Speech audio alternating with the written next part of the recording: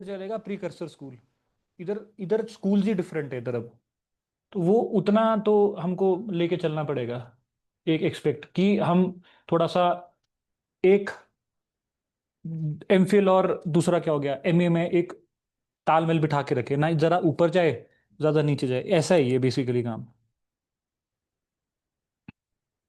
आपको कहाँ दिक्कत आ रही है? बोलो। आप हिंदी में ही देना है पेपर आपने? अच्छा ऐसा बोलो ना फिर हिंदी में बनाऊंगा ना मैं नोट्स। समझा तो मैं हिंदी में ही रहा हूँ। लिखा नहीं सकता मैं हिंदी में यार। नोट्स मैं आपको हिंदी में दे सकता हूँ। एक और लड़का है ना, वो भी बोल रहा था।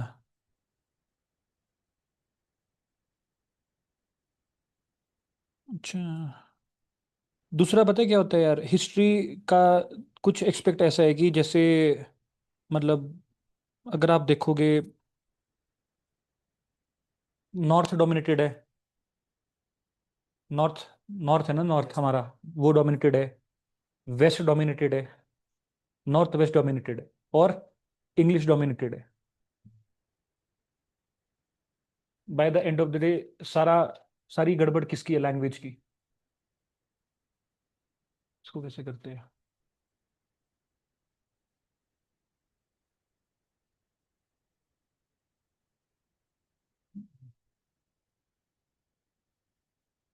चलो कोई नहीं, हो जाएगा।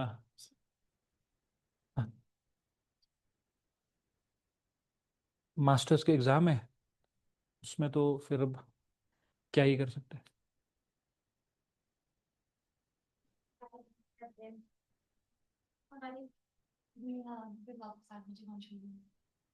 अच्छा।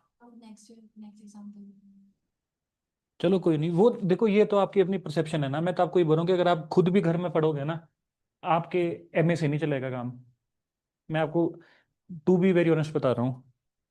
मतलब जो आप घर में अगर खुद भी पढ़ोगे ना, उससे काम नहीं चलेगा आपका। ये आप अपने माइंड में रख दो सब। थोड़ा सा एमफिल लेवल का जाना पड़ेगा। आप ऐसा सोच रहे हो कि मैं ऐसे आंसर लिखूंगी, ऐसा भी तो सोचो कि फॉर एग्जाम्पल, ऐसे भी तो सोचो कि और भी तो बंदे हैं जो चंडीगढ़ दिल्ली से कोचिंग ले रहे होंगे ऑप्शनल की। वो भी तो एक्सपेक्ट है। बात कंपटीशन कंपटीशन एनालिसिस करो थोड़ा सा ना। ऑनलाइन भी सारे। आवाज आ रही है मेरी पे तो ये बता दो। एक मिनट रुकना, मैं कुछ ऐड ऑन करने देना।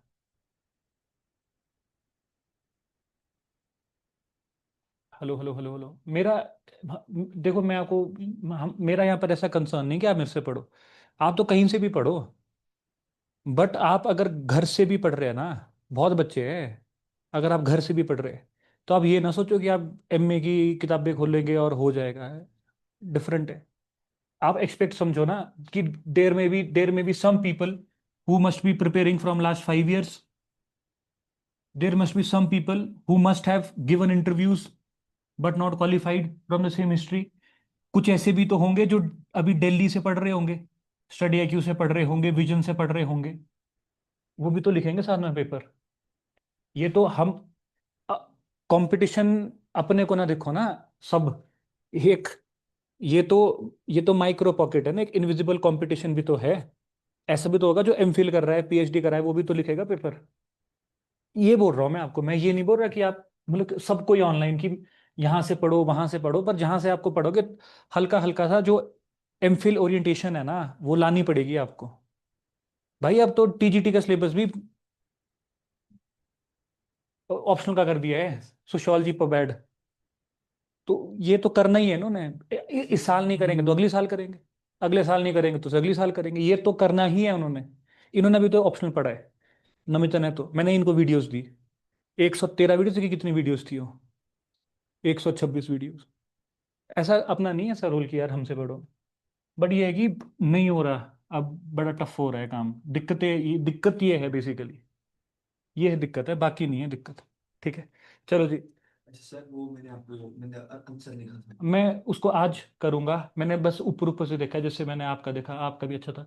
आपका क्या नाम है, ऋतिक जी का भी देखा था मैंने। हनी जी का भी देखा, मैंने देखे सारे, मैंने मार्क नहीं किए। मार्क मैं एक साथ करूंगा। अ, आपने तो बहुत कम वो लिखे हैं हिस्टोरियंस। लिखे ही नहीं है, बल्कि लार्जली लिखे ही नहीं है, मैंने पढ़े हैं। अब आधे तो मेरे को भी नहीं पता लगी कि किसके है, बट मैंने सारे पढ़े, ऐसा नहीं है, पर चलो ठीक है। ठीक है ना। आज हम उसको लास्ट में देखेंगे। आज हम डिस्कस करेंगे वेरियस आर्कियोलॉजिकल सोर्सेज। अब हमारे पास एक बेसिक अंडरस्टैंडिंग है और एक बेसिक एक्सपेक्ट है कि क्या चल रहा है। ठीक है ना। हिंदी में हो जाएंगे नोट्स यार, ऐसा नहीं है। ऐसे हमने कोई क्या कोई यहाँ पे वो करना है, इतना ज़्यादा मुश्किल नहीं है। चैट जीपीटी में डालना है, इंग्लिश के नोट्स को ही बनाना है ना, तो चैट जीपीटी में डालना, ज़्यादा क्या होगा, 3 से 4 दिन लगेंगे, एक दिन 2 दिन लेट ही मिलेंगे, पर मिल जाएंगे हिंदी में भी।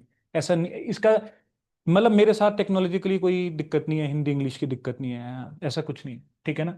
चलो देखो, सबसे पहले हमने क्या देखा कि हमारे पास कुछ आर्कियोलॉजिकल सोर्सेज थे।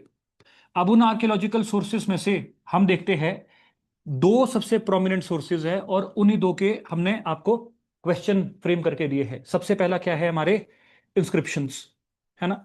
और इंस्क्रिप्शंस के बाद हमारे पास दूसरे मेन क्या है, कॉइन्स, न्यूमिस्मैटिक्स। इसके अलावा अगर आप देखोगे हमारे पास फिर मॉन्यूमेंट्स है, आर्टिफैक्ट्स है, इको फैक्ट्स है, बायो फैक्ट्स है, ढिमका फलाना ऐसे ऐसे करके है।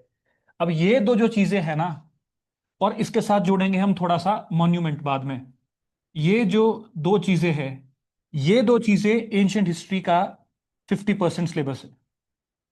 क्योंकि आपके जो मेन क्वेश्चंस होंगे, इसलिए हम इसमें टाइम लगा रहे हैं। आप ऐसे ना सोचना कि सिलेबस में मेंशन नहीं हम क्यों कर रहे हैं, है ना। ये यही एंशियंट हिस्ट्री है, क्योंकि जो अशोका के बारे में लिखा है, अब अशोका बोलता है अपने रॉक एडिक्ट 2 और 8 में, किसके बारे में, चोला चेरा पांड्या के बारे में। तो वो यहीं से निकलता है, क्या बोलता है कि मेरे भाई क्लोज नेबर्स थे, और इनमें भी सेम एक्सपेक्ट का क्या था, वैदिक कल्चर था जो नॉर्थ में था। तो लेकिन जब आप पांड्या को पढ़ोगे ना, आप पढ़ोगे कि भाई वो तो जैन थे। इसका मतलब क्या है कि उन्होंने अगस्त्य ऋषि के कंटेक्स्ट में शिविज्म को अडॉप्ट किया होगा। ये कौन बता रहा है, अशोका की इंस्क्रिप्शंस बता रही है। कौन सी, 2 और 8। और भी बता रहा होगा कुछ अशोका, धमा प्रिंसिपल्स बता रहा है वो, रिमॉर्स जब उसको कलिंगा से हुआ था। तो ये है आपकी मेन हिस्ट्री एंशंट। उसके बाद तो फिर लिटरी सोर्सेज में तो दिक्कत ही नहीं है। ठीक है ना। तो सबसे पहले हम इंस्क्रिप्शंस को देखेंगे कि इंस्क्रिप्शंस क्या क्या है, और इंस्क्रिप्शंस को हम कैसे देख सकते हैं। ठीक है ना। आज मैं आपको ये पूरे नोट्स दे दूंगा आर्कियोलॉजिकल और लिटरेरी सोर्सेज के, ताकि आप अपने हिसाब से देखो। आपने इसको ऐसे नहीं लर्न करना कि आज ही लर्न करना है। जैसे जैसे हम आगे जाते रहेंगे ना, ये और आते रहेंगे। जैसे जैसे हम आगे जाते रहेंगे ये और आते रहेंगे। तो ये टॉपिक 21-22 दिन चलना ही है, क्योंकि सब कुछ इसी के अंदर है। ठीक है ना। तो जैसे ये क्रोनोलॉजी वगैरह है, ये आपको मैं बता दूंगा। अब आपका काम कितना है, देखो, क्लास में हिस्ट्री ऑप्शनल की क्लास है। हमको सबसे पहले इनके नाम पता होने चाहिए, कौन सी इंस्क्रिप्शन कहाँ की है। अब हमारे पास यहाँ पे फॉरेन इंस्क्रिप्शंस है। यहाँ पर हमारे पास 3 है, कौन कौन सी है। एक होगी हमारे पास बुजा कोई इंस्क्रिप्शन, फिर हमारे पास होगी बेगिस्तान, एक होगी आपकी नशक ए रुस्तम। अब आपको मैं ये नहीं बोल रहा कि आप सारी लर्न करो, लेकिन बुक्स में जनरली नोट्स में सारी मेंशन होती है। ये जो इंस्क्रिप्शंस है, ये अगर आप टाइम पीरियड देखोगे कहीं ना कहीं ये आर्यन टाइम पीरियड के आसपास की है, पहली वाली। और जो ये है, ये बिलोंग करती है आपके largely to the period of आपके डायरियस वगैरह की, आर्किमेनिड एम्पायर वगैरह की। अब इसमें आप देखोगे बहुत सिग्निफिकेंट चीजें इंडिया के बारे में बताई है। जैसे एक चीज क्या बताई है, हमने बेसिकली ऑप्शनल में ये पढ़ना होता है। ठीक है ना। ऑप्शनल में क्या पढ़ना होता है, ये पढ़ना होता है। जैसे आपका आपकी टर्की की ये इंस्क्रिप्शन है, बोजाको इंस्क्रिप्शन, ये क्या बताती है कि यहां पर कुछ वैदिक नेम्स है, जो नेम्स हमारे गॉड के साथ रिलेट करते हैं। जैसे आपका इंद्र हो गया, वरुण हो गया, ऐसे ऐसे करके। तो इससे क्या पता लग रहा है कि मे बी इस टाइम पीरियड पर, इस टाइम पीरियड पर दो चीजें हो सकती है। एक, this Achaemenid empire must have trade relations with India, और या तो उन्होंने हमारे को कैप्चर करके रखा था, या दूसरा एक्सपेक्ट क्या हो सकता है कि हमने कैप्चर करके रखा था। यहां पर हम अनक्लियर है। लेकिन एक चीज की क्लैरिटी जरूर है कि हमारे जो भगवान थे वो टर्की में भी पूजे जा रहे थे। तो ऐसे ऐसे रेफरेंसेस है। फिर आपके बेहस्तिन की जो आपकी है, ये क्या बोल रही है, ये बोलती है कि जो हमारे पास सप्त है, सप्त, वो नाम आ गया बाहर। सप्त से क्या बन जाएगा फिर आस्ते आस्ते, सिंधु, हिंदू, हिंदू, मतलब you will see a concept naming of India शुरू हो रहा है। तो ये जो इंस्क्रिप्शंस है, ये कुछ ना कुछ ना कुछ आगे आपको बताएगी बताएगी। तो हम आज सबसे पहले इंस्क्रिप्शंस को देखेंगे, फिर हम कॉइन्स को देखेंगे, न्यूमिस्मैटिक्स को, और उसके बाद हम देखेंगे जो हमारा बेसिकली फंडामेंटल आपका आंसर था। ठीक है ना?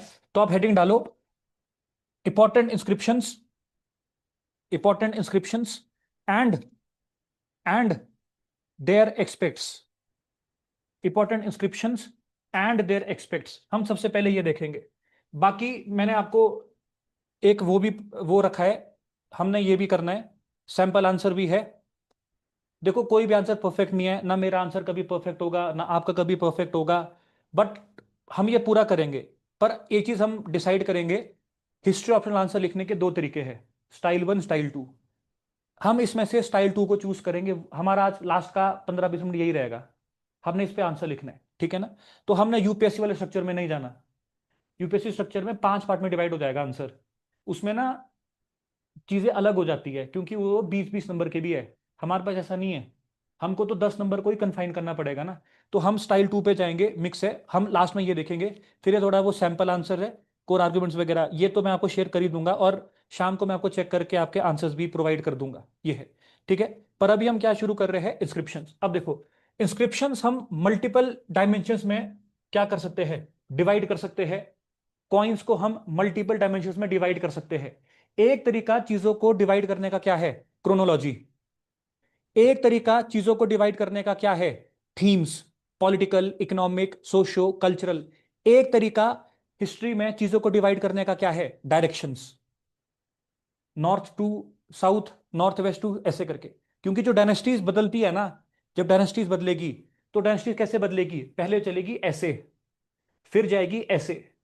तो आप देखोगे जो सिक्के हैं ना, सिक्के वो भी अपने साथ साथ ऐसे जाएंगे। जैसे अगर आप देखोगे, हम महाजनपद वाला पीरियड बोलते हैं ना, तो महाजनपद में 4 जगह कोर सिक्के हुए।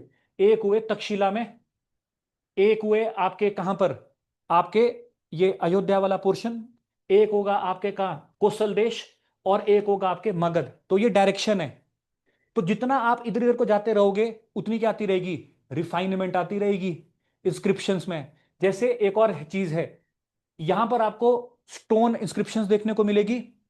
आगे को जाते रहोगे, वे नॉर्थ वेस्ट इंडिया में जाओगे, शायद आपको कॉपर प्लेट्स देखने को मिल जाए, जैसे हिमाचल में मिलती है कॉपर इंस्क्रिप्शंस। लेकिन जैसे ही आप सेंटर में पहुंचोगे, आपको क्या मिलेगी, आयरन पिलर्स ऑफ समुद्रगुप्त। तो जब हम नॉर्थ वेस्ट से ईस्ट की तरफ बढ़ते रहेंगे ना, आपकी पॉलिटिकल, इकोनॉमिक, सोशल, कल्चरल क्या होगी, डेवलपमेंट होती रहेगी और चेंज होता रहेगा। क्योंकि क्या आती रहेगी, एडवांसमेंट। जो सबसे पहली अर्बनाइजेशन थी, वो कहां पर आई, आईबीसी में, ये कहां पर है, वेस्ट में। जो अगली अर्बनाइजेशन आई, वो कहां पर आएगी, मगध में, ये कहां पर है, वेस्ट में। इससे अगली जो अर्बनाइजेशन आएगी, वो इसके नीचे आएगी, कहां, आपका गुप्ताज वाला पीरियड। उससे अगली अर्बनाइजेशन कहां पर आएगी, संगम एज में। तो अगर आप देखोगे, जितना आप साउथ को जाओगे और जितना आप कहां को जाओगे, ईस्ट ईस्ट को जाते रहोगे, उतनी ज्यादा डेवलपमेंट्स होगी। और ये किसको लग जाएगा पता, मुस्लिम्स को। तो जब गौरी वगैरह आएंगे, गजनवी वगैरह आएंगे, ये अटैक्स कैसे करेंगे, they will start raiding the west. फिर उनको पता लगेगा भाई असली वेल्थ कहां पर है, उड़ीसा के कोणार्क टेम्पल में। फिर वो सारा एक्सपीडिशन कहां को करेंगे, ईस्ट को। आप देखोगे जो मेजर एक्सपीडिशंस है ना इनकी मेडिवल हिस्ट्री में, कहां को है, बंगाल, डेक्कन। ये बर्बाद हो गए, मुगल बर्बाद हो गए, ब्रिटिशर्स बर्बाद हो गए। इसीलिए ब्रिटिशर्स ने सबसे पहले क्या जीता। अब ब्रिटिशर्स ने जो अभी आपको मैं बता रहा हूं, वही चीज ब्रिटिशर्स को पता लगी पढ़ के। इसीलिए ब्रिटिशर्स ने सबसे पहले क्या जीता, बंगाल। उन्होंने क्या उल्टा शुरू, और सबसे लास्ट में क्या जीता, पंजाब। तो ये जो छोटी छोटी चीजें हैं ना, ये अंडरस्टैंडिंग अगर आप रखोगे, तो आपको एक अंडरस्टैंडिंग पता लगेगी कि मेरी डेवलपमेंट। देखो बंगाल आज भी वैसा ही है। मोदी जी ने एडी चोटी का जोर लगा दिया बंगाल को जीतने के लिए, नहीं जीत पा रहे। बंगाल बंगाल है, Bengal is the key to India. इसीलिए तब आपको क्वेश्चन बनेगा ऑप्शनल का, duplex sought the key in where, Pondicherry, but Clive found it in Bengal, critically examine या जस्टिफाई। तो आपके जो क्वेश्चंस है ना, आप समझ रहे हो मैं क्या बोल रहा हूं, कि ये थोड़ा सा हमको ना उस पैरामीटर में सोचना पड़ेगा क्लास से बाहर जाके। इतना सा है। अब फिर आपने अब जैसे जैसे करना है, क्योंकि ऐसा तो नहीं है कि हम मदद नहीं करते, पर ये है, ठीक है। तो सबसे पहले जब हम इंस्क्रिप्शंस की बात करते हैं, ठीक है ना, तो सबसे पहले हम बात करते हैं क्रोनोलॉजिकली, हम यहाँ पे देख रहे हैं क्योंकि आपका प्रीलिम्स का भी एक्सपेक्ट है, नेट सेट हो गया, कुछ भी हो गया। सबसे पहले हम बात करेंगे फॉरेन इंस्क्रिप्शंस की। तो फॉरेन इंस्क्रिप्शंस में हम लार्जली अभी तीन देखेंगे। आपकी बोजाको इंस्क्रिप्शन, ये फंडामेंटल इंपॉर्टेंट है। दूसरी लिखेंगे आप बेहिस्तुन, BEHISTUN, बेहिस्तुन इंस्क्रिप्शन। और तीसरी लिखेंगे आप नश्क, NAQSH, नश्क इंस्क्रिप्शन। अब नश्क ए रुस्तम लिखना है लिखो, नहीं लिखना मत लिखो, नश्क ए रुस्तम। अब देखो, इंस्क्रिप्शंस अलग अलग प्रकार की होती है। इंस्क्रिप्शंस हमें कुछ inscription in terms of material, rock, would, metal. अब हड़प्पन की जो इंस्क्रिप्शंस थी वो बनी होती थी सॉफ्ट सिल्वर स्टोन से, जिसको हम क्या बोलते हैं, स्टेटाइट। वो ज्यादा नहीं चलेगी। अर्ली एजिस में आप देखोगे थोड़ा बहुत जो हमको भीम बेटका वगैरह में केव्स में देखने को मिल रही है, वो है क्वार्ट्जाइट, वो मिल जाएगी आपको। या आप इंस्क्रिप्शन बोलोगे उसका पर्पस क्या है, जैसे मैंने कुछ वो लिया था, कसम खाई थी कि भाई मेरा पेपर निकलेगा तो मैं यहां पे सोने का छत्र चढ़ाऊंगा, ये होगी वोटिव इंस्क्रिप्शन। वो लिया है मैंने, कुछ प्रण लिया है, जब वो प्रण पूरा होगा फिर मैं दूंगा, तो लिखते नहीं है फलाना फलाना राम ने ये किया था, फलाने ने दिया, इंस्क्रिप्शन ये हो गई। तो ये रॉक के अंदर भी हो सकती है, केव के अंदर भी हो सकती है, टेम्पल में भी हो सकती है। अब ये टेम्पल इंस्क्रिप्शंस भी होती है। साउथ में चोला चेरा पांड्या जब रूल करेंगे, उनकी जो मेन आइडियोलॉजी थी वो क्या थी, टेम्पल आर्किटेक्चर। तो उनका जो ट्रेडिंग सेंटर था वो थे पोर्ट्स, इनको करते थे वो कनेक्ट। एडमिनिस्ट्रेशन कहां से करेंगे, वो टेम्पल से।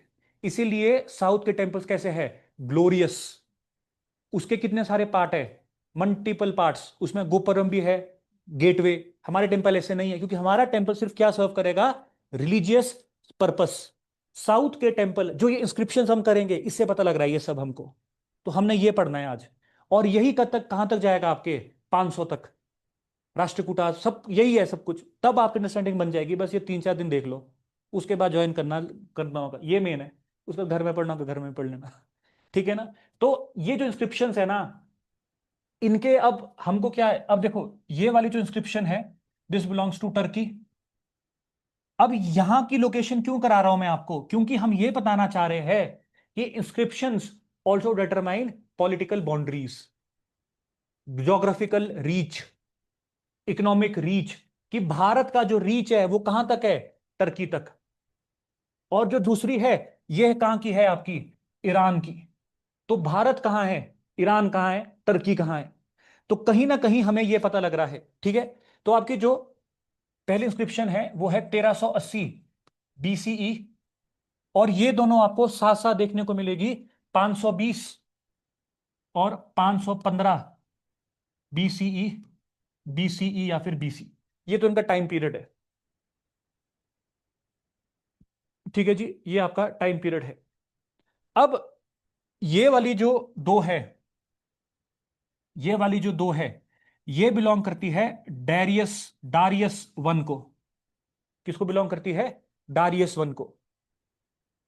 आर्केमिनिड एम्पायर, ACHAEMIMENID, आर्केमिनिड एम्पायर।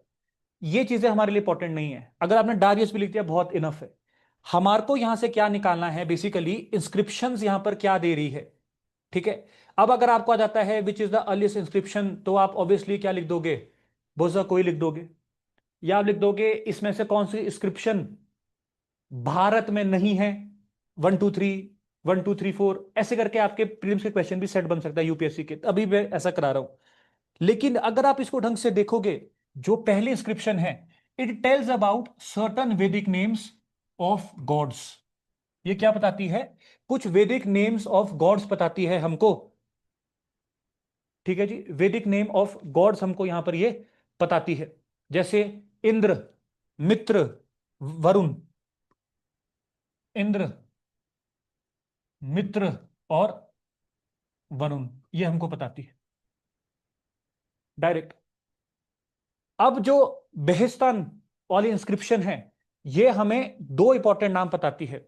एक बताती है गांधार। क्या बताती है? Gandhara. It tells about a important place known as Gandhara, and it also tells about Hindush. Hindush. अब यहां पर ये क्या बताती है कि ये ना कुछ कोई एरिया है। ये क्या है? कोई एरिया है, which means it can be a political border, it can be a geographical border. अगर आप हिंदुश को थोड़ा सा ट्वीक करोगे, क्या बन जाएगा? हिंदकुश रेंजेस। और गांधारा बीच में क्या बन जाएगा? Gandhara political territory. कैपिटल क्या होगी? तक्षशिला। और महाभारत में कौन है? गांधार नरेश, शकुनी। तो ये कब की बात है? तो ये भी बता रहे। और जो आपकी नेक्स्ट है, नश के रुस्तम है। जो ये नश के रुस्तम है, ये हमें क्या बता रही है? It tells us about a single word which is more important than anything else, that is Sindhu. And this Sindhu which means land of seven reverse. और यही बाद में क्या बन जाएगा? हिंदू। और यही बाद में क्या बन जाएगा? हिंदुस्तान। तो कहीं ना कहीं जो इंस्क्रिप्शंस है, वो हमें एक ब्रीफ पॉलिटिकल आइडियोलॉजी या ब्रीफ पॉलिटिकल हिस्ट्री या ज्योग्राफिक हिस्ट्री या रिलीजियस हिस्ट्री, कल्चर भी तो लग रहा है पता कि भगवान को पूज रहे हैं। Yes, sir. क्या मैं कह सकता हूं कि सेक्युलरिज्म है? नहीं लग रहा ना पता, क्योंकि it tells about only one religion, एक ही धर्म के बारे में पता लग रहा है, वैदिक। ये है। लेकिन जब इसकी इंटरप्रिटेशन की गई है, सर टाइमलाइन के बारे में बताओ, जैसे AC BC देखो ना। पहले चलता था आपके, देखो एक 0 ईयर है, ये है आपका बर्थ ऑफ क्राइस्ट। अब ये 0 ईयर एक नहीं है, it is a very long time capsule. ऐसा कैसा है देखो थोड़ा समझो। संगम ये सुना है आप लोगों ने? संगम लिटरेचर भी सुना होगा। कितने साल चली है? 9,990 साल। ठीक है ना? इसमें क्या है? जो पहली संगम चली वो चली कोई 4,440 साल। उस अगली संगम चली कोई 3,750 साल। उस अगली संगम चल रही है कोई 1,850 साल।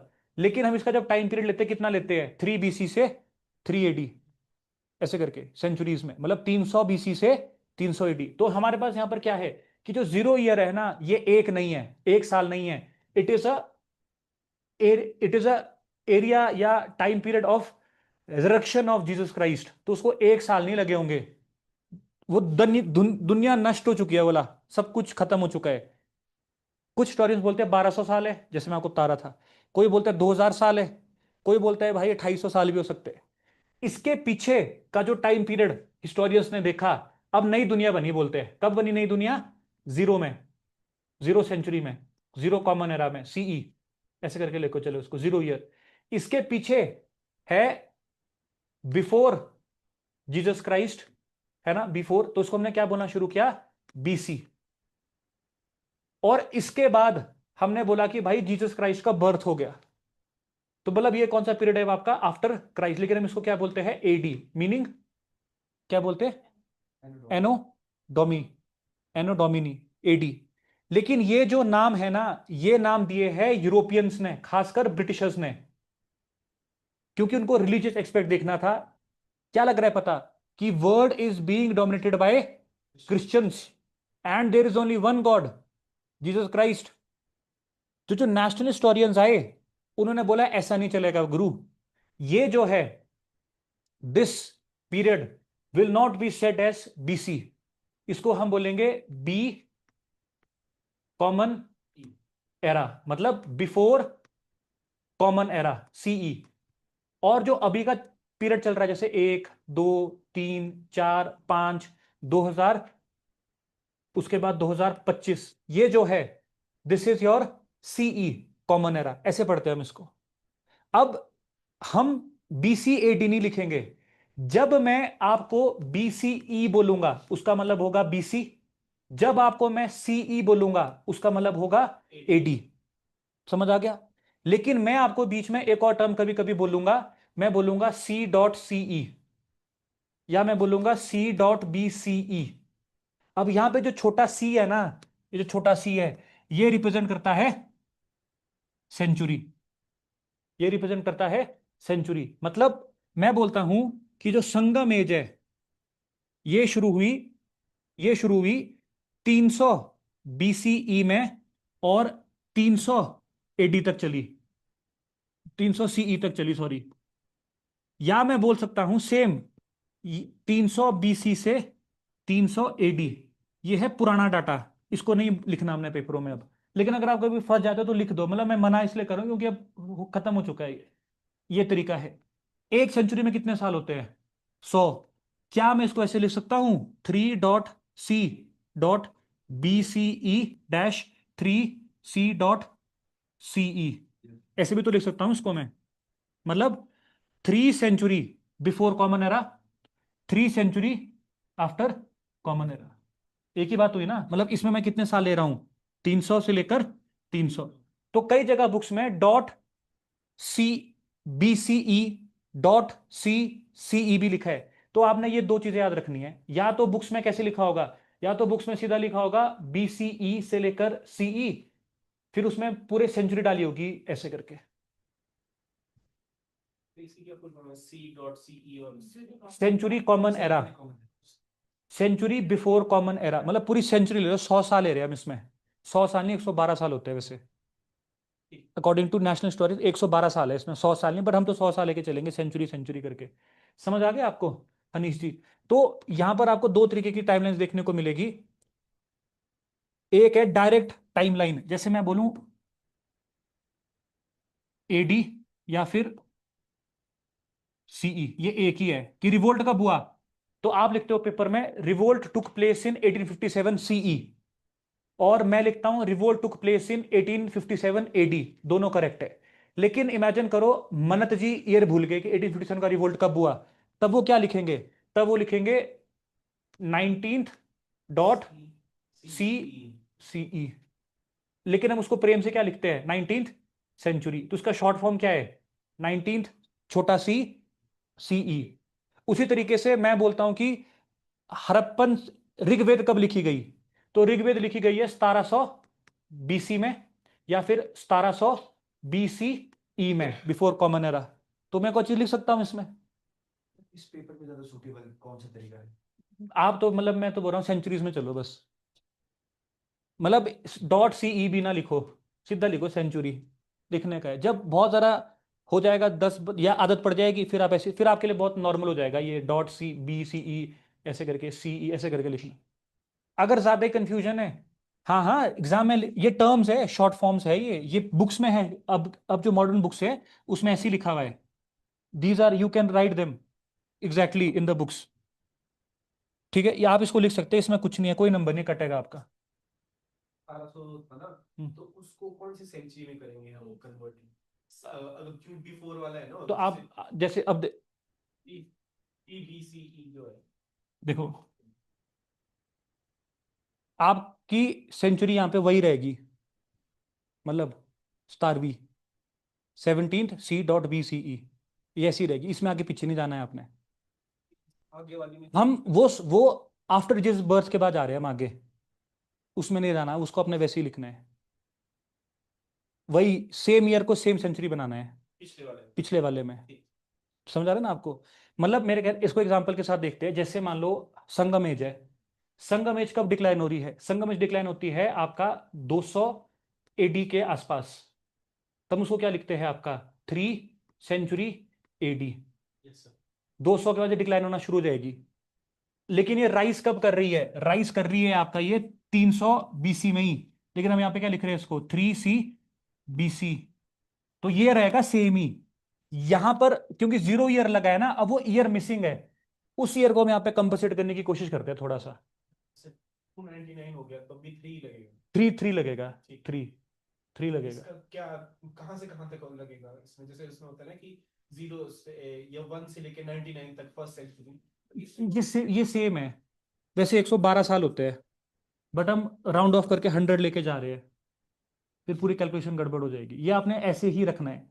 जैसे मैं आपको बोल रहा हूँ कि जनपद कब आए। जैसे मैं बोलता हूँ आपको कुलूटा कब बना। तो कुलूटा बन रहा है आपके फर्स्ट, मतलब कुलूटा बन रहा है आपके लार्जली, ऐसा समझो आप, 7 BC में, AD से पहले बन रहा है। हम क्या लिखते हैं इसमें, फर्स्ट सी, ऐसे करके फर्स्ट सेंचुरी देते हैं ना हम। कुलूटा बिकेम, मतलब हिमाचल का जो कुल्लू है, कुल्लू एम्पायर कब आई थी, फर्स्ट सेंचुरी BC में। लेकिन आई कब है वो, उसकी एग्जैक्ट डेट क्या है, 87 BC। तो हम इसमें आगे पीछे नहीं जाते, लेकिन आगे हम इसमें जा रहे हैं। जैसे मुगल कब आए, 18 सेंचुरी मान लो, 18 सेंचुरी मान लो, तो 1700 में आ गए वो। यहाँ पर आप एक 100 साल आगे जाओगे, यहाँ पे नॉर्मल रखो इसको चेंज ना करो बस। ठीक है, चलो जी। तो हम कहाँ पे थे, हाँ जी, तो हम यहाँ पे थे कि, एक मिनट रुकना, अब गुम हो गया मेरे से। चलो जो भी था, तो हम लोगों ने यहाँ पे 3 इंपॉर्टेंट इंस्क्रिप्शंस को लिखा था। पहली कौन सी थी आपकी, बोजाकुई। उसके बाद थी हमारी पास बेहिस्तन, और थी नश्क, नश्क रुस्तम। अब लार्जली ये क्या बता रही है, हमने देखा ये जो जो ने बताया, सिक्के कॉइन, मतलब जो भी था, जो जैसा भी था, सबसे पहले एक चीज हमको समझ आ रही है, समहाउ, समहाउ ये क्या बता रहा है, it tells us about Indo Aryanship. Aryans कहां से आ रहे हैं, ईरान से, सेंट्रल एशिया, ईरान, इराक, और इंडिया क्या हो गया हमारा, इंडो।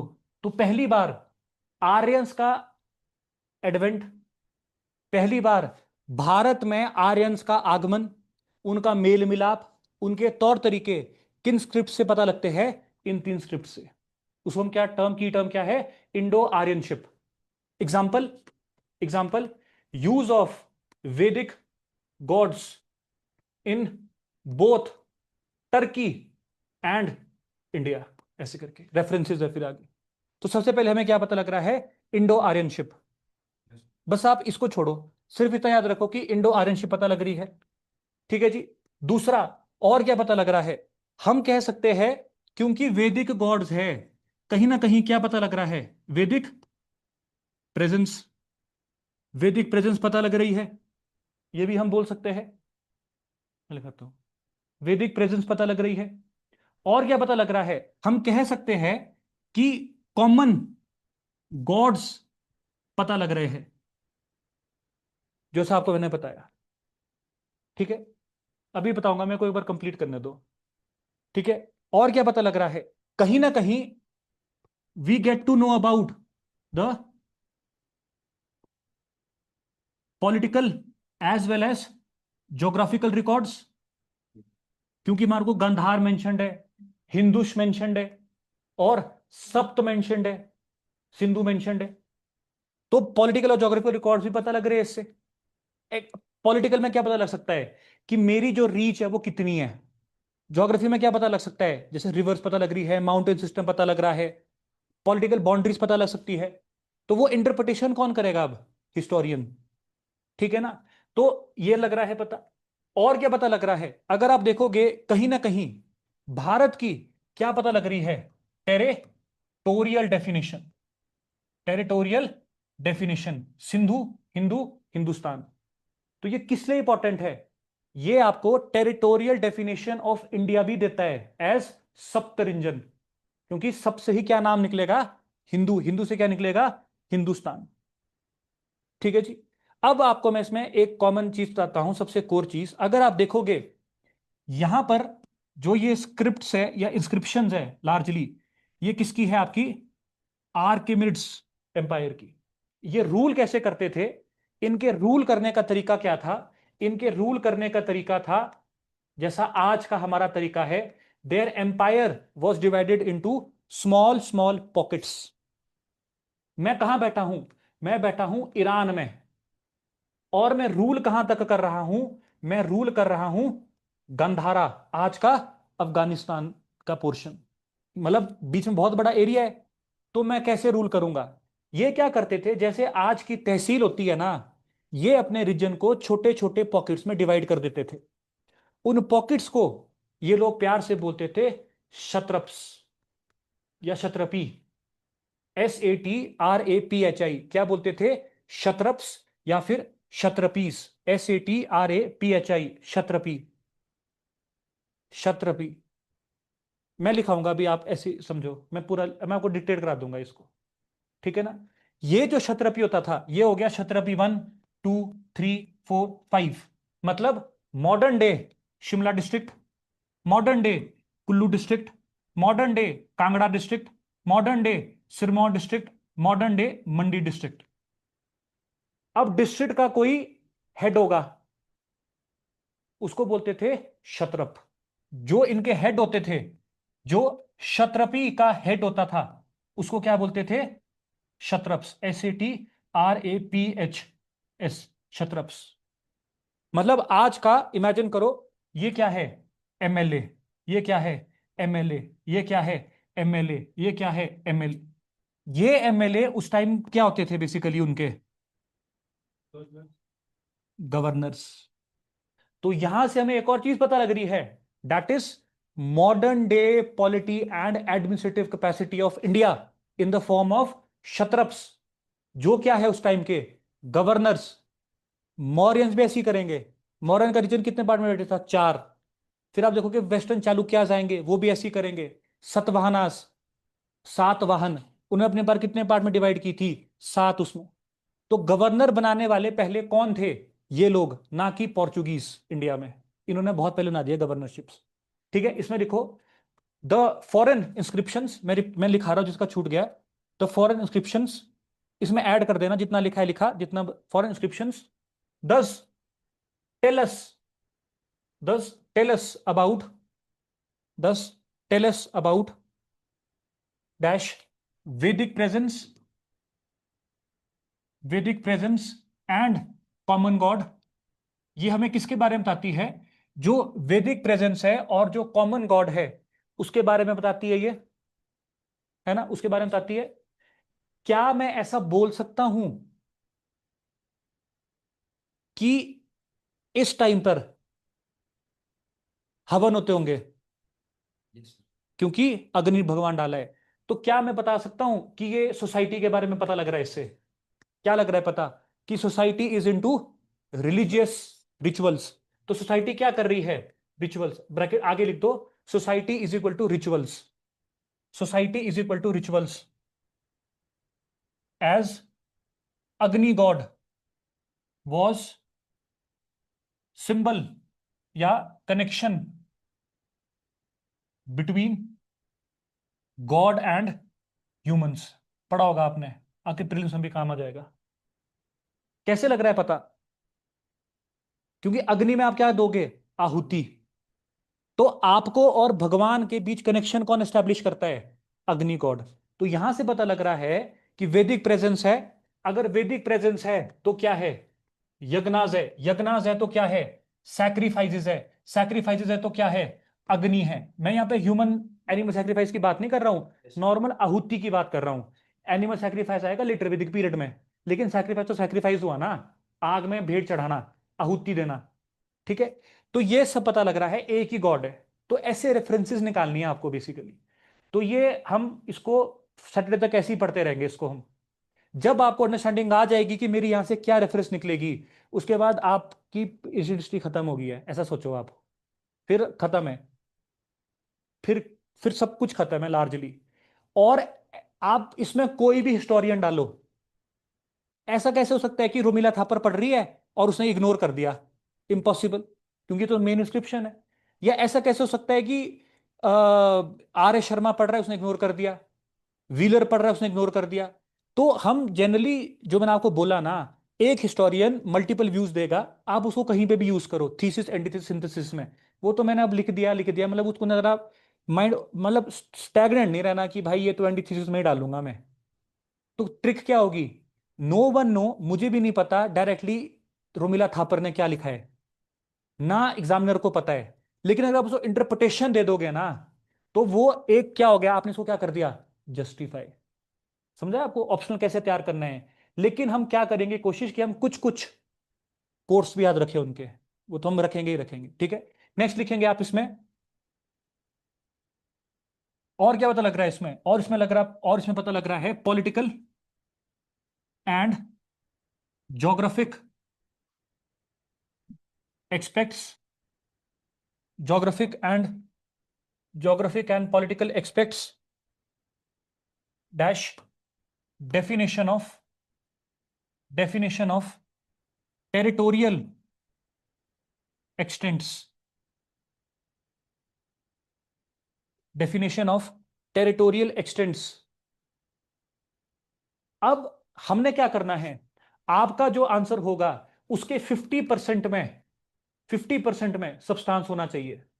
एग्जाम्पल, अगर अब आपने यहां पे एग्जाम्पल नहीं लिखना, मत लिखो, नॉट रिक्वायर्ड। हम लिख रहे हैं 4 पॉइंट, 4 में से 2 में एग्जाम्पल होने चाहिए। हम लिख रहे हैं 6 पॉइंट, 6 में से हार्डली 3 में एग्जाम्पल होने चाहिए। आप इसको छोड़ सकते हो, लेकिन अगर एग्जाम्पल बनेगा तो क्या बनेगा, इसमें बनेगा आपका नश्क ए रुस्तम या नाशिक e Rustam mentions Sindhu equivalent to the word Hindu giving the term Hindustan. बस। अब ये क्या है, इंटरप्रिटेशन।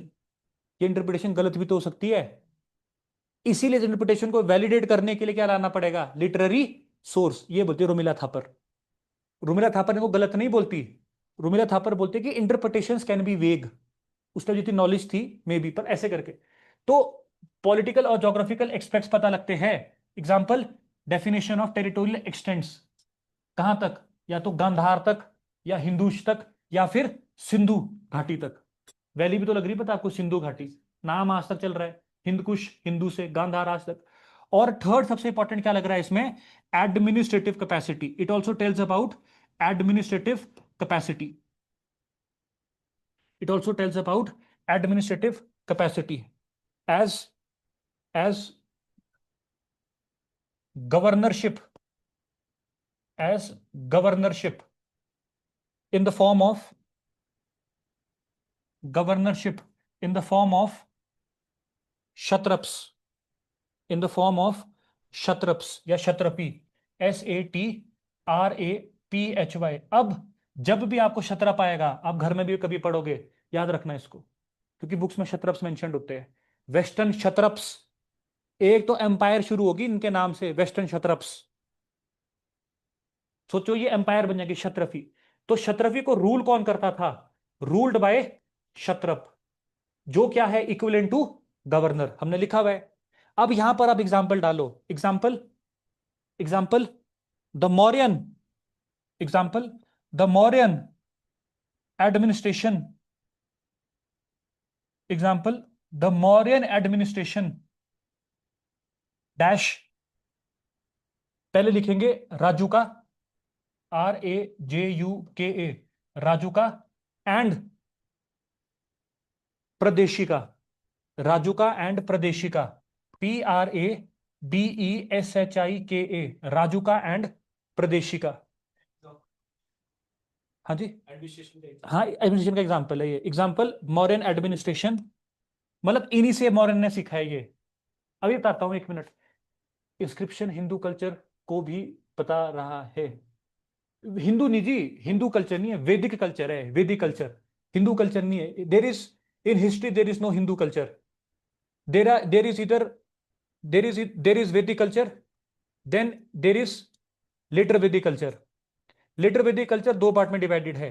एक है आपके पास ये ब्राह्मणिज्म, कोर ब्राह्मणिज्म। एक है श्रमण कल्चर, जिसमें जैनिज्म बुद्धिज्म आ जाता है। That Brahminism is further divided into multiple cultures, शिविज्म, भागवतिज्म, विष्णुइज्म, ऐसे से करके। हिंदू कुछ नहीं है, ठीक है ना Anish ji, Hindu, Hindu there is no term as Hindu culture, वो मोदी जी का है, RSS का हिंदू कल्चर। तो हिंदू कल्चर की जगह लिखो आप सनातन धर्म। सनातन धर्म क्या है, लेटर वैदिक कल्चर। उसमें 6 फिलोसफीज आएगी फिर आपकी, योग फिलोसफी, उसकी क्या थी, 6 फिलोसफीज कौन कौन सी थी, एक थी योग फिलोसफी में पतंजलि, हाँ उत्तर मीमांसा पूर्व मीमांसा फिलोसफी, वो है सनातन धर्म फिलोसफीज। और उसको अपोज करेगी श्रमण फिलोसफी। बस ये, हाँ 4 वाक्य उल्टा हो गया, 4 वाक्य नीचे चला गया, बस ये ऐसे करके है। तो हिंदू कल्चर की जगह हमने लिखा है वैदिक कल्चर। और अगर आपको और प्रिसाइज और अंदर जाना है तो आपको क्या लिखना पड़ेगा फिर, सनातन धर्म, लेकिन वो लिटर वैदिक पीरियड, तो यहाँ गलत हो जाएगा आंसर का पॉइंट आपका, ऐसे करके ये। ठीक है जी, चलो जी। मॉडर्न एडमिनिस्ट्रेशन, जैसे कि राज्युका और प्रदेशिका। प्रदेश, प्रदेश क्या मतलब हो गया उस टाइम की, district head. Pradeshika is the district head, इस तरीके से लिखो इसको, Pradeshika is equal to district head. And Rajuka, Rajuka is the officer, Rajuka is the officer. Public welfare करना, लैंड मेजरमेंट करना, ये काम करेगा ये। तो ये इंटरप्रिटेशंस है आपके फॉरेन इंस्क्रिप्शंस की, और इसमें से आपको कुछ निकालनी है, इक्का या दुक्का, as asked by the examiner. Examiner ने पूछा सारी, सिर्फ अगर क्वेश्चन आ गया कि what does foreign inscription tell us about Mauryan, अब ये यूज कैसे करना है, क्वेश्चन आपको कभी डायरेक्ट नहीं आएगा। क्वेश्चन कैसे बनेगा कि मौर्यन एम्पायर के आर्कियोलॉजिकल सोर्सेज के बारे में वर्णन करो। तो फिर यहां से क्या उठेगा, ये समझ आया आपको। या आपसे पूछेंगे वैदिक कल्चर, या वैदिक कल्चर में केवल लिटरेरी सोर्सेज नहीं है, उसका वर्णन कुछ आर्कियोलॉजिकल सोर्सेज में भी किया गया है, कृपया बताएं। तो पहला क्या आ जाएगा आपका, बोजोकोई इंस्क्रिप्शन। ये ऐसे निकलेगा डायरेक्ट क्वेश्चन, तो बड़ा रेयर ऑफ द रेयरेस्ट है, यूपीएससी वाले पूछते हैं ऐसे करके। हमारे सिलेबस में नहीं है, लेकिन इसकी यूटिलाइजेशन आप समझ रहे हो, तो हम वो कर रहे हैं। ये हो गया जी, चलो जी। नेक्स्ट हम देखेंगे प्री मॉरियन पीरियड की इंस्क्रिप्शंस। प्री मॉरियन, अब हम इसको इतना डिटेल में नहीं करेंगे जैसे उसमें समय लगाया। प्री मॉरियन, सबसे पहले इंस्क्रिप्शन है PIPRAHWA, Piprahwa inscription, UP. Piprahwa, PIPRAHWA, Piprahwa inscription, UP. ठीक है जी। दूसरा लिखेंगे आप बार्ली इंस्क्रिप्शन, अजमेर राजस्थान, बार्ली इंस्क्रिप्शन, अजमेर राजस्थान। और तीसरी लिखेंगे Jogimara inscription, important, Chhattisgarh. Jogimara inscription, Chhattisgarh. इसको हैशटैग लगा दो, इंपॉर्टेंट है प्रीलिम्स के लिए। जोगीमारा इंस्क्रिप्शन, छत्तीसगढ़। अब ये कब है, ये है 5th सेंचुरी BCE की, 5th सेंचुरी BCE की, मतलब आपके 5th सेंचुरीज, 500 वाला जो टाइम पीरियड है। और अगली वाली लिखेंगे आप 3rd सेंचुरी BCE की, ये है। इसके बाद क्या शुरू हो जाएगा आपके मौर्यन पीरियड, क्योंकि चंद्रगुप्त मौर्य आने वाला है। अब ये इंपॉर्टेंट है, पिपरवास सबसे इंपॉर्टेंट क्यों है। अगर आप देखोगे एक पीवाईक्यू पूछा था, उसमें पूछा था कि जो बुद्धिज्म है उसका इंफॉर्मेशन हमको कहां से मिलती है, पिपरवा इंस्क्रिप्शन, यूपी। अगर आप देखोगे जो हमारे बुद्धिज्म जैनिज्म है, ये आपके कोसल देश, विदिशा, वाजी किंगडम, मतलब यूपी के आसपास है। ये जो पिपरवा है, ये जगह आपको आज के टाइम क्या है, KAPILA, मेरी स्पेलिंग्स को आपने माइंड नहीं करना है यार। कपिला वस्तु, कपिला वस्तु में किसकी डेथ हुई थी, लॉर्ड बुद्धा की। तो ये जो पिपरवा इंस्क्रिप्शंस है, it is somehow related to Kapilavastu, and it contains Buddha relics, it contains Buddha relics. तो यहां से हमें समझ आ रहा है कि भाई एक नया धर्म पनप रहा है, और एक नया धर्म अपनी चरम सीमा पे है, उसका नाम क्या है, बुद्धिज्म। तो क्या हम ये बोल सकते हैं कि रिलीजियस सेक्ट्स थे। एक साइड क्या चल रहा है, वैदिक लिटर वैदिक धर्म, इस साइड क्या चल रहा है, बुद्धिज्म। तो सेक्युलरिज्म है इंडिया में, ये इसकी इंटरप्रिटेशन बन जाएगी बाद में। तो सबसे इंपॉर्टेंट बुद्धिस्ट इंस्क्रिप्शन आपको पिपरवा की देखने को मिलेगी, सबसे इंपॉर्टेंट है ये, इसको आप इग्नोर नहीं कर सकते पेपर में लिखना, ये जो भी है। ठीक है जी। नेक्स्ट लिखेंगे आप इसमें Barli inscription is equal to, बाल इंस्क्रिप्शन इज इक्वल टू। अब जैन बुद्धिस्ट धर्म कैसा था, बुद्धिस्ट धर्म में आप देखोगे डोनेशन बहुत ज्यादा हुई है, लॉर्ड बुद्धा भिक्षु मांगते रहते थे। तो जो बार्ली है, ये कहीं ना कहीं एक डोनेटिव इंस्क्रिप्शन है। कौन सी इंस्क्रिप्शन है, डोनेटिव इंस्क्रिप्शन है। इससे क्या लग रहा है पता, कि the society is generous. Society कैसी है, जेनरस है, क्योंकि डोनेटिव इंस्क्रिप्शन क्या होती है, डोनेट की हुई। या तो ये लग रहा है पता कि सोसाइटी बड़ी जेनरस है, या ये लग रहा है पता कि सोसाइटी में धर्म के प्रति क्या है, बहुत ज्यादा सद्भावना या बहुत ज्यादा मान्यता है। तो बुद्धिज्म के लिए डोनेट की गई है ये इंस्क्रिप्शन पूरी। अब रोमिला थापर जो आप बोल रहे थे ना कल ऋतिक जी, रोमिला थापर आपने बोला कि रोमिला थापर सर मैंने बहुत प्रो पढ़ी है, ऐसा नहीं है। रोमिला थापर बोलते कि जो इंस्क्रिप्शंस है ना उसमें सिर्फ हायर सोसाइटी का वर्णन किया जाता है डायरेक्टली। अगर मैं ये बोलता हूं कि बहुत ज्यादा दान दिया जाता है तो दान कौन देगा? Elite class. यस। और धर्म किसका होगा ज्यादातर? एलीट क्लास का। भिक्षु बंदा क्या, भिक्षु बंदा इंस्क्रिप्शन कभी डोनेट कर पाएगा? नहीं कर पाएगा।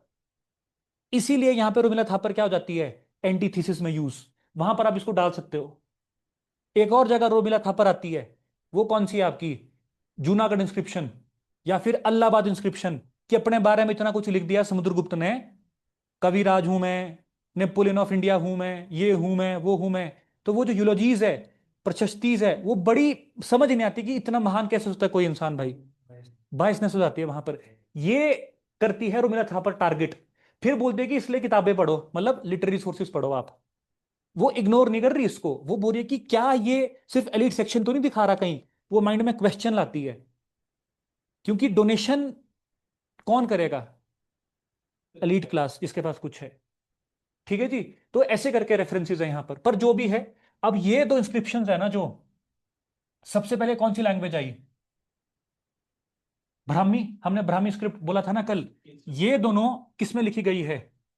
ब्राह्मी में। तो इससे लैंग्वेज भी पता लग रही है, इससे लैंग्वेज भी पता लग रही है कि ये लैंग्वेज कौन सी है? ब्राह्मी लैंग्वेज। इन ब्राह्मी लैंग्वेज।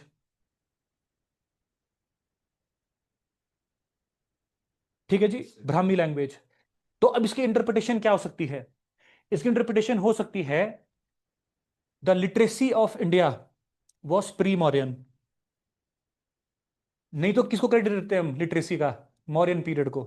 ऐसा तो नहीं है ना, लिटरेसी है हमारे पास। तो अगर आपको प्रिंस में कभी क्वेश्चन आ जाए कि इंडिया वॉज लिटरेट या literacy was before pre modern period, तो स्टेटमेंट क्या होगी? ट्रू या फॉल्स? ट्रू। ये यूपीएससी के ऐसे पूछता है क्वेश्चन, तभी हिस्ट्री नहीं हो रही आजकल। ठीक है ना। तो याद रखना कि प्री मॉडर्न पीरियड से पहले भी हमारे पास एक प्रॉपर स्क्रिप्ट थी, एक प्रॉपर स्क्रिप्ट थी। ब्राह्मी, उसके बाद आएगी खरोष्टी, फिर आएगी पाली, प्राकृत, प्राकृत। पाली बनेगी एलीट क्लास की लैंग्वेज, ऑफिशियल रिकॉर्ड देगा उसमें शो का। प्राकृत बनेगी कॉमन लोगों की लैंग्वेज। समझ आया? ब्राह्मी बनेगी कॉमन कॉमन लोगों की लैंग्वेज।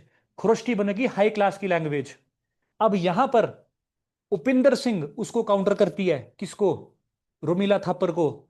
वो बोलती है कि भाई जब लैंग्वेज ही ब्राह्मी है तो ब्राह्मी किसकी लैंग्वेज है? कॉमन लोगों की।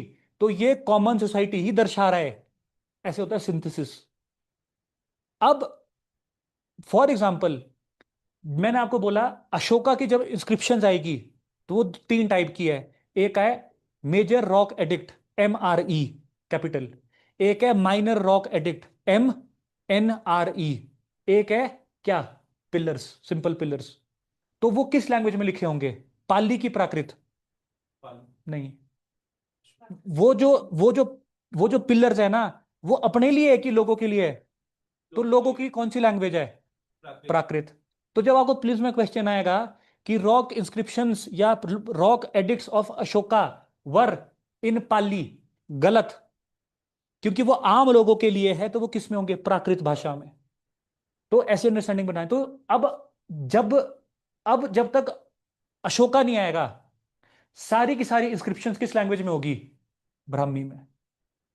जब अशोका आएगा, अशोका से लेकर गुप्ता तक, सारी की सारी लैंग्वेज क्या होगी? प्राकृत। जैसी समुद्रगुप्त आएगा, सारी की सारी लैंग्वेज क्या हो जाएगी? संस्कृत। संस्कृताइजेशन हो जाएगी शुरू। तो हम क्या देख रहे हैं कि संस्कृत इज नॉट डोमिनेटिंग। अगर आप हिंदू बोल रहे हो ना, हिंदू, तब संस्कृत होना था यहां पर। जैसे आपने बोला ना कि संस्कृत कल्चर, हिंदू कल्चर। अगर हिंदू कल्चर आप लिखोगे ना, तो लैंग्वेज क्या होनी चाहिए थी फिर यहां पर? संस्कृत। ऐसी इंटरप्रिटेशन है बस। ठीक है ना। नेक्स्ट है आपका जोगी मारा। अब देखो, कोई पर्टिकुलर धर्म नहीं है, कोई पर्टिकुलर रिलीजन नहीं है, कोई पर्टिकुलर स्टेट नहीं है। बुद्धिज्म में सब कुछ खुशहाली था, राजा चिल मोड में थे। जोगी मारा बनती है first secular inscription of India. First secular inscription of India.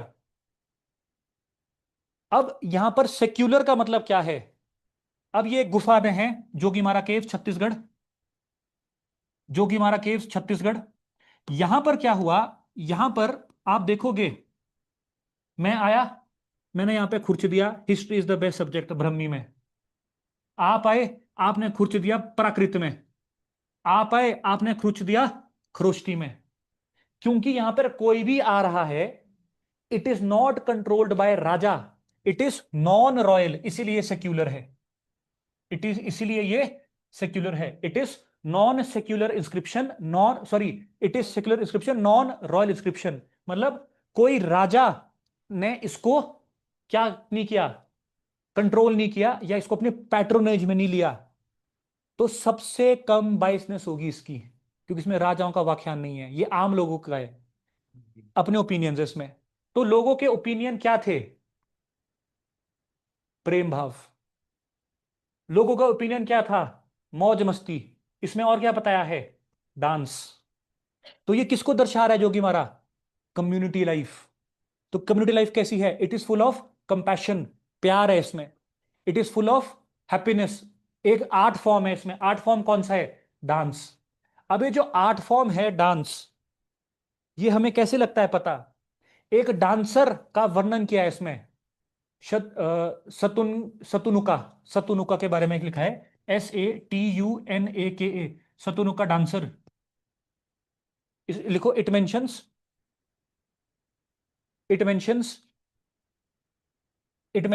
SATU, सतु ना नाकू, सतु नाकू डांसर, SATUNAKU, सतुनाका या सतुनाकू डांसर, सतुनाका या सता नाकू या सता नाका डांसर। तो ये तो आप एग्जाम्पल भूल भी गए, इट डजेंट मैटर। एक बार इसकी इंटरप्रिटेशन पे आ जाओ तीनों की। ये है, इसमें लिखो, the pre modern inscriptions, the pre modern inscriptions depict, the pre modern inscriptions depict, point number 1, क्या क्या डिपिक्ट कर रहा है? बुद्धिज्म एज अ रिलीजन या popular religion, Buddhism as a popular religion, dash, organic growth of, organic growth of writing,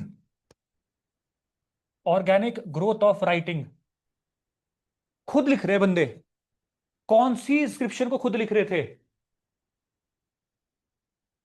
जोगी मारा। तो राजा ने तो नहीं बोला ना कि लिखो। ऑर्गेनिक ग्रोथ क्या होती है? खुद से ही। तो लोग खुद से लिख रहे हैं। तो ये क्या दर्शाता है? ऑर्गेनिक ग्रोथ ऑफ राइटिंग भी हो रही है, which means literacy levels of before Mauryan period.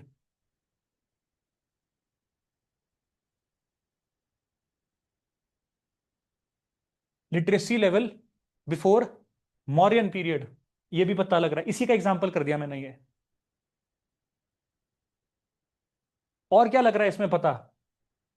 It shades light on, it shades light on social life. हाँ जी, हिडन सोशल लाइफ लिख दो। अब फिर आपकी इंटरप्रिटेशन है, it sheds life on hidden social life, जैसे donations, Barli inscription, donations, Barli inscription. दूसरा, love and art, love and art. और आर्ट कौन सा मेंशन्ड है? Dancing, dancers. एग्जाम्पल जोगी मारा, एग्जाम्पल जोगी मारा, एग्जाम्पल जोगी मारा। समझ आ रहा है आपको? एग्जाम्पल ऑनलाइन, एग्जाम्पल जोगी मारा। समझ आया आपको? जोगी मारा इंस्क्रिप्शंस। तो ये आपकी कुछ फंडामेंटल वो है। नेक्स्ट चलेगा आपका Mauryan period, Ashokan inscriptions, Mauryan period Ashokan inscriptions. अब मैं आपको ये नहीं कराऊंगा, ये है नोट्स में। समझा रहे ना आपको, ये है नोट्स में। क्योंकि अगर हम ऐसे करने लग गए ना, ये नहीं होना खत्म, ये 6 महीने 7 महीने। ऑप्शनल में क्या हमको निकालना क्या है ये। तो हम अब क्या करेंगे, मतलब फैक्ट्स में लिखाऊंगा आपको, इसी में इनकॉर्पोरेट कर देंगे हम, पर इतना एम्फोसिस नहीं करेंगे क्योंकि कहां तक जाना है, 1000 तक। अभी तो हम 0 ईयर में भी नहीं पहुंचे हैं। ठीक है, चलो जी। नेक्स्ट है आपका मौर्यन इंस्क्रिप्शंस। बाकी फिर जब आप एक बार थोड़ी अंडरस्टैंडिंग डेवलप हो जाएगी ना आपकी, फिर आप खुद निकालोगे शब्द अब। ठीक है ना, वैसे ही मार्क को देखो, अब 3 चीजें तो लगी पता। पॉलिटी के बारे में बता सकते हैं, ज्योग्राफी के बारे में बता सकते हैं, सोशल लाइफ के बारे में बता सकते हैं, रिलीजन के बारे में बता सकते हैं, आर्ट एंड आर्किटेक्चर के बारे में बता सकते हैं, और सोसाइटी डोनेशन डोनेशन के बारे में बता सकते हैं, बस। इस तरह क्या ही बताएगा बंदा। यस इस तरह क्या एलिमेंट रह गया लाइफ में अब। यस। एक एलिमेंट रह गया होगा। लॉजिकल बात। हाँ बस, अभी तक ये चीज नहीं लगी, अब तक हमारे को पता। इकोनॉमिकल एक्सपेक्ट वो भी लग जाएगा पता, अशोका का, क्योंकि वो तो सीधा उसका चलता था पैसे भाई काम। वो अब वो क्या करेगा, वो एक पत्थर लगाएगा, ये है मेजर रॉक एडिक्ट, MRE। इसके साथ एक छोटा लगाएगा, ये है माइनर रॉक एडिक्ट, ये लिखा था 2 इकट्ठे। ये है कि तुमने बुद्धिज्म फॉलो, धमा क्या है, जिंदगी कैसे जीनी है, नॉन वायलेंस, ढिमका फलाना। इसमें बोले अगर फॉलो नहीं करोगे ना भाई, तो Ashoka did not give up violence, Ashoka change the course of violence. Ashoka ने बोला कि मैं फालतू में आक्रमण नहीं करूंगा। अशोका की जिंदगी की लड़ाई क्या थी, अशोका की जिंदगी की राजा तो था वो, अब वो बोल रहा है कि मैं लड़ाई नहीं छोड़ सकता। तो उसको उसका छोटा भाई बोल रहा है, सबसे छोटा भाई, क्यों? बोले भाई, एक बोध होने से पहले मैं क्या हूं, राजा। और मेरा कर्तव्य, मेरा कर्म क्या है, प्रजा की रक्षा। तो अगर मेरे पे कोई आक्रमण करेगा ना, तो मैं इसको ये नहीं बोलूंगा इधर भी मार ले इधर भी मार ले। मेरे को क्या करना पड़ेगा, retaliate. This retaliation is today inscribed in Indian diplomacy. India कभी अटैक नहीं करता पहले। इंडिया अभी कैसे अटैक्स करता है, अगर उस पर आक्रमण किया, इंडिया विल रिटेलिएट। जेड़ा मर्जी पीएम, अगर आर्मी चीफ भी पीएम बन जाएगा ना, he will not able to attack. Why? Because India, जो वो पीएम सीएम डीएम सब है ना, उनके कंधों के ऊपर इंडियन फिलोसफी का बोझ है पड़ा हुआ, उसके बाहर नहीं जा सकते हम। यस समझा ना आपको? तो ये अशोका, सिर्फ अशोका की जो फिलोसफी है, इंस्क्रिप्शंस है, सिर्फ थोड़ी बहुत चीजें नहीं बता रही, आज की Indian doctrine of internal relations वो भी बता रही है। जैसे धमा फिलोसफी, सारनाथ के शेर, अशोकन व्हील, इतना बड़ा काम है इसका। तो इसको तो आप डिटेल में बाद में पढ़ोगे ही पढ़ोगे ना, इसलिए हम सीधा क्या करेंगे यहां पर, we will just talk about its references. ठीक है, सबसे पहले लिखो डैश इट, ऐसे करके लिखो, the MRE, the MRE, the major rock edicts, the major rock addicts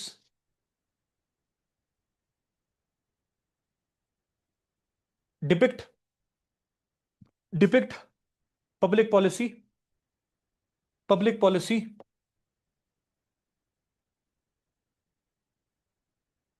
plus non violence, non violence plus plus welfare policies. ये देखो, अब पहली बार आप वेलफेयर पे जा रहे हो, पहली बार आप पब्लिक पॉलिसी पे जा रहे हो। Non violence is the public policy. Non violence में अब दो है,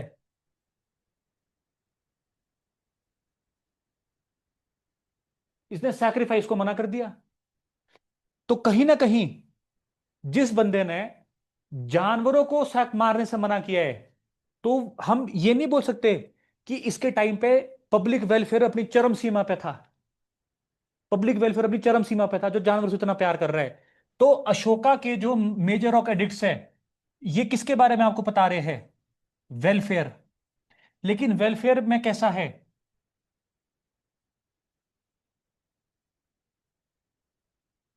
तो हम ये भी तो बोल सकते हैं कि यहां पर वुमेन भी होगी। हम ये भी तो बोल सकते हैं यहां पे ट्रेडर भी होगा। हम ये भी तो बोल सकते कि यहां पर ब्राह्मण भी होगा, हम ये भी तो बोल सकते कि यहां पर मॉन्क भी होगा। तो इसमें हम क्या देख रहे हैं कि जो वेलफेयर है it is secular and equitable in nature, law के ऊपर बेस्ड था काम। तो इसमें लिखो डिफाइनिंग, इसी का ही point, welfare, welfare policies defining, defining state ideology, defining state ideology of Dhamma, state ideology of Dhamma, that is, that is moral and ethics, moral and ethics, morality और एथिक्स।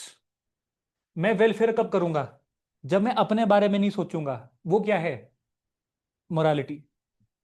और अगर मैं अपने बारे में सोच भी रहा हूं तो कुछ ऐसा ना करूं कि दूसरे को नुकसान हो जाए, वो क्या हो गया? एथिक्स। तो पहली बात जो राजा मोरालिटी और एथिक्स के बारे में बात कर रहा है वो कौन है? ये तो अगर आप एस से आता है, you will start from where? This point, Ashoka 14 pillars. इसमें से जो सबसे फंडामेंटल है, अब अशोका क्या बोल रहा है? अशोका बोलता है कि भाई साहब,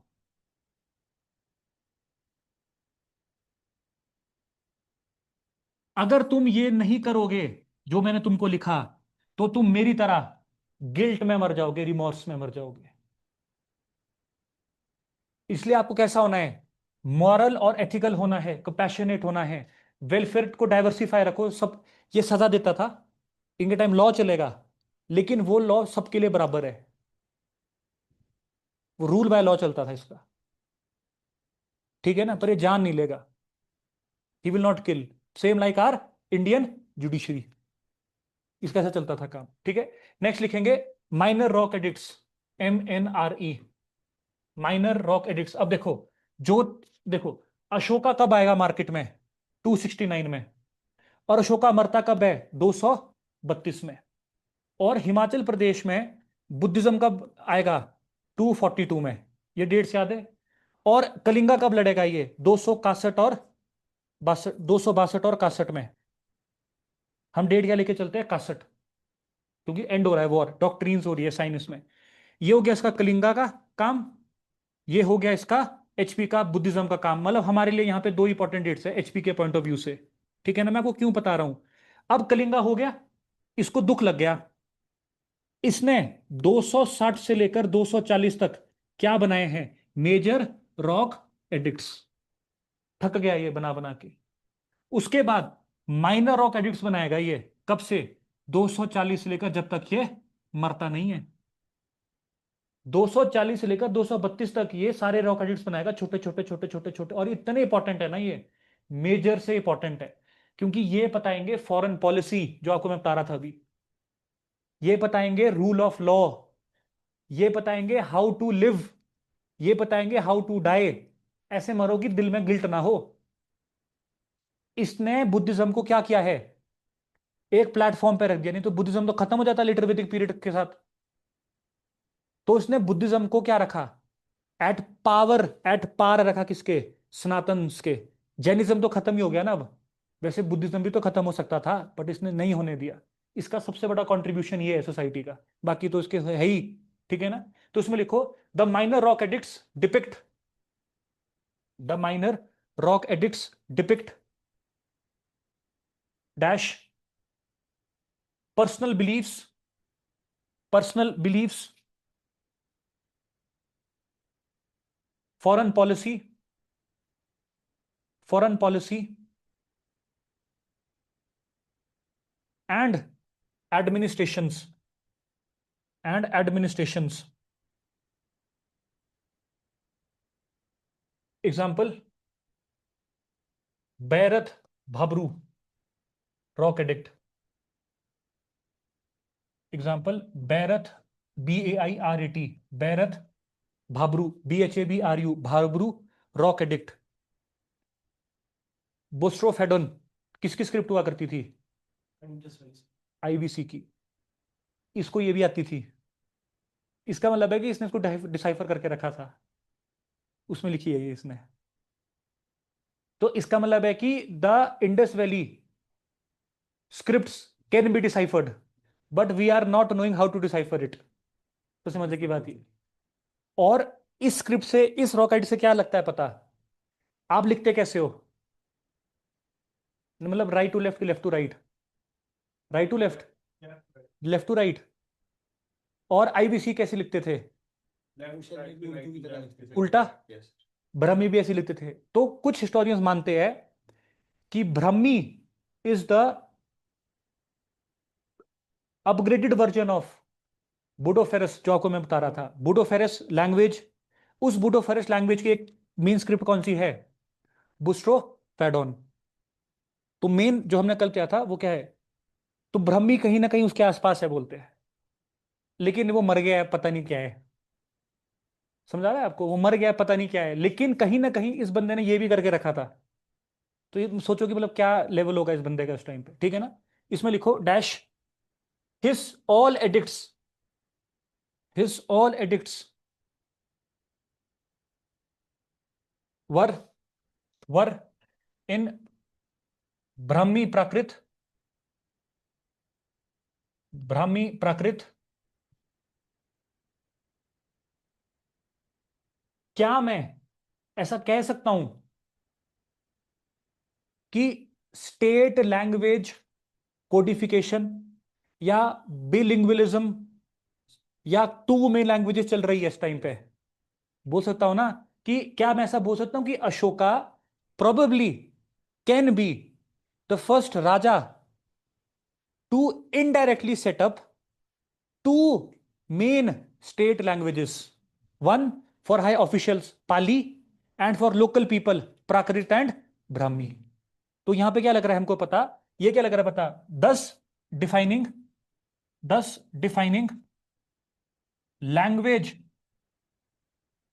कैपेसिटी या language aspects, thus defining language aspects, language aspects. ठीक है जी। नेक्स्ट लिखेंगे, it also mentions, it also mentions foreign policy, it also mentions foreign policy with with Greek, with Greek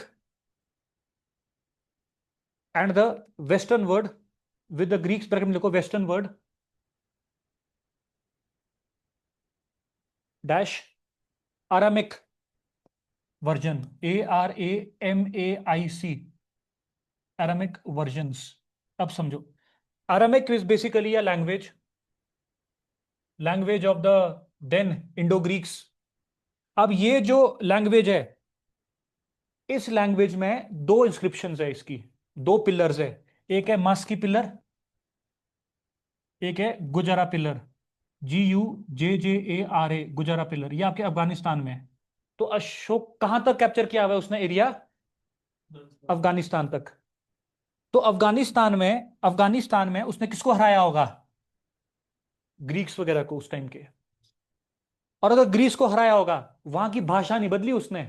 इसका मतलब क्या है? कि अशोका समहाउ हैज टॉलरेंस। वो ऊपर भी लग रही है पता, क्योंकि अशोका क्या कर रहा है? एनिमल सैक्रिफाइस को भी खत्म कर रहा है। और अशोका क्या है? सेक्युलर, ब्राह्मणिज्म भी चल रहा है, बुद्धिज्म भी चल रहा है, जैनिज्म भी चल रहा है, और अजीविका सेक्ट भी चल रहा था, और ग्रीक्स भी चल रहे हैं। तो अशोका में क्या है? Tolerance policy. हम इसको कोडिफाई करेंगे अभी। और उसका जो पिलर है ना, उसमें भी लिखा है टॉलरेंस के बारे में। ठीक है। लेकिन हम यहां पे क्या देख रहे हैं कि अभी से क्या क्या लग रहा है पता? एक तो पॉलिटिकल एक्सटेंड पता लग रहा है। कहां तक इसका एक्सटेंशन? अफगानिस्तान तक, अखंड भारत। और क्या लग रहा है पता? टॉलरेंस। और अगर आप देखोगे इन दो पिलर में, इन दो पिलर में एक शब्द लिखा हुआ है पियदासी। इन दो में क्या लिखा है? पियदासी। अब इस पियादासी को अशोका के साथ जोड़ते हैं, और वो जोड़ेंगे अगली इंस्क्रिप्शन में हम। तो it also tells about personal life of Kings, जिसे हम उसको बेटर समझ पाए। इसमें लिखो, it also overall, overall, overall it portrays Overall, it portrays dash secularism, secularism dash MRE, MRE 12, Major Rock Edict 12 dash mentions tolerance of sects, tolerance of sects, tolerance of sects. Next लिखेंगे personal life is also displayed, personal life is also displayed as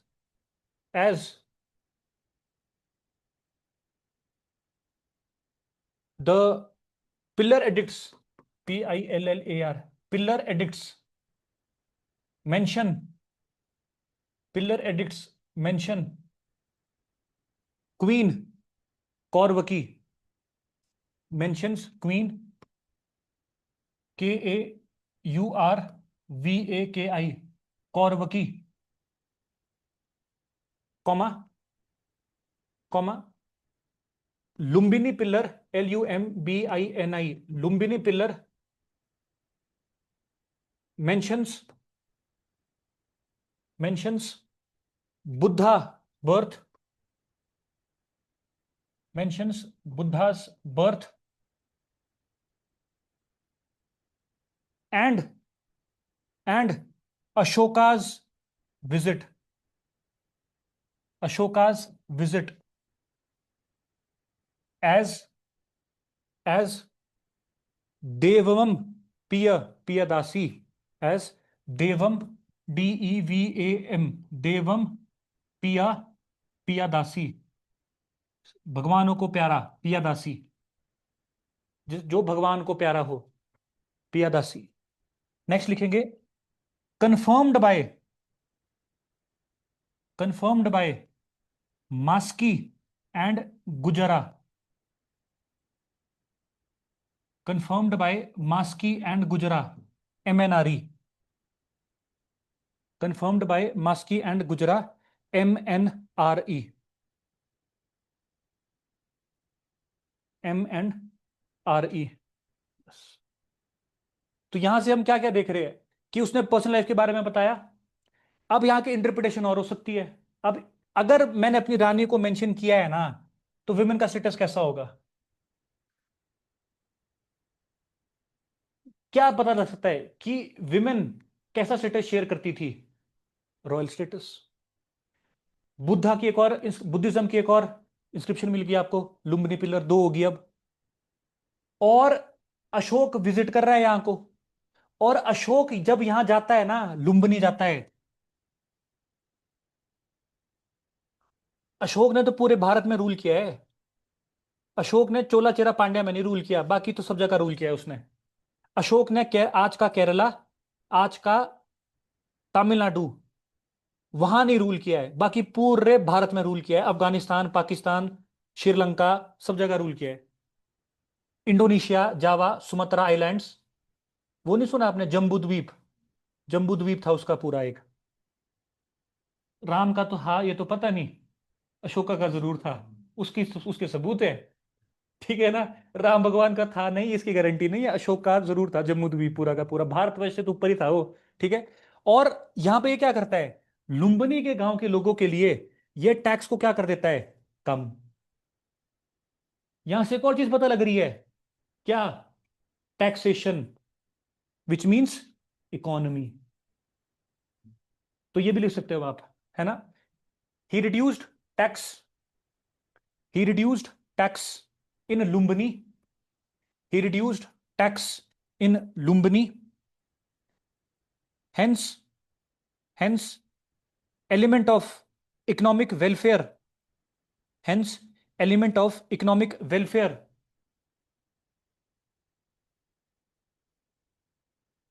बस. तो देखो अब welfare हमने सबसे पहले क्या लिखा था, वेलफेयर डाइवर्सिटी, तो एनिमल वेलफेयर भी हो गया, ब्राह्मणों को इसने लैंड भी दिए है, अगमास, लैंड ग्रांट्स, उसको बोलते हैं अगमास, पर वो कॉइन में आता है ज्यादा, ठीक है ना।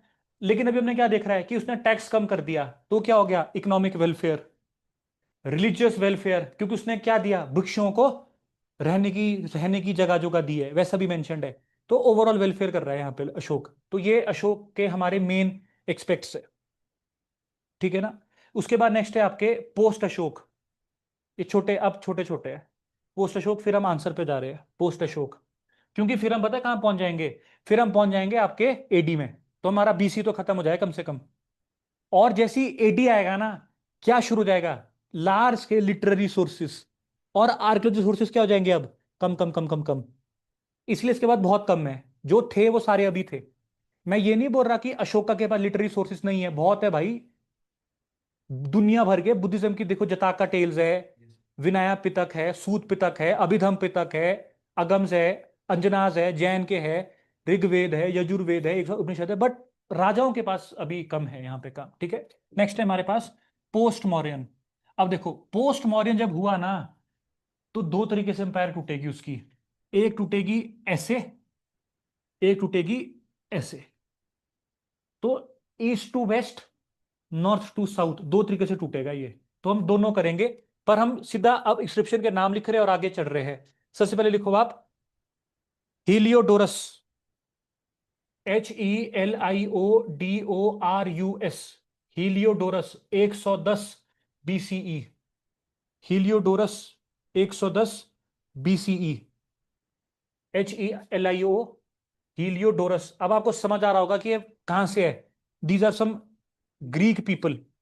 बेसिकली ये कौन है, these are not basically Greek people, ये बेसिकली ऐसा समझो, चाइना, रशिया, आज का अफगानिस्तान का जो पोर्शन है, इट इज फ्रेजाइल एरिया।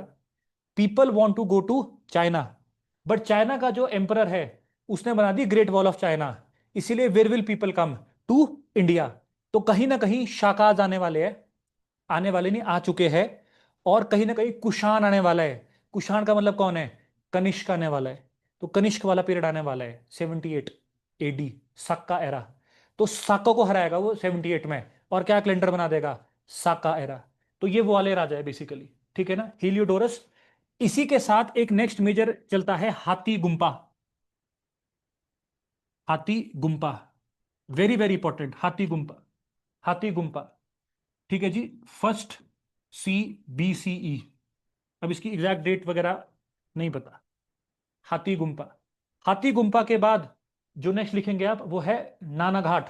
ये भी बहुत ज्यादा इंपॉर्टेंट है, नाना घाट, NANAGHAT, नाना घाट इंस्क्रिप्शन सेम, फर्स्ट CBCE।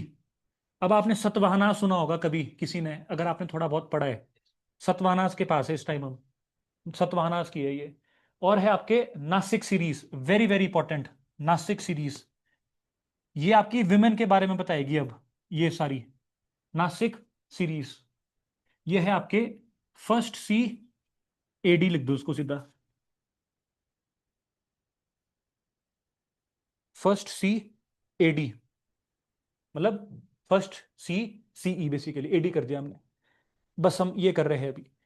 अब ये जो हीलियोडोरस है ना, इसमें आप देखोगे जो कुषाण वगैरह है, यहाँ के जो राजा आएंगे, ये शुरू कर देंगे नाम कैसे लगाना, विच ऑफर्स द हिंट या tint of lord Vishnu, Vaishnavism, Bhagavatism. इसमें लिखो रिप्रेजेंट्स या डोनेट्स, डोनेट्स ए कल्चराइजेशन।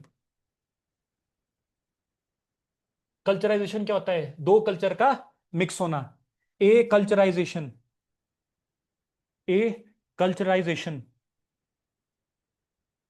कैसे, ऐसा कहा जाता है कि इसके पास एक अंबेसडर हुआ करता था, merchant, AMBASSA, ambassador, his name was Vaishnav, ambassador name Vaishnav, VAISHANAVA, Vaishnava, Vaishnava.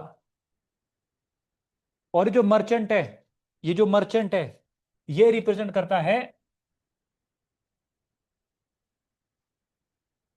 भगवतिज्म, represent करता है Bhagavatism. He is the preacher of Vishnu cult, Bhagavatism, he is the preacher of Bhagavatism. तो पहली बार, पहली बार आपको क्या देखने को मिलेगा? ए कल्चराइजेशन। दो कल्चर इन्फ्यूज हो रहे हैं अब। अभी जो दो कल्चर थे, ये कौन कौन से थे?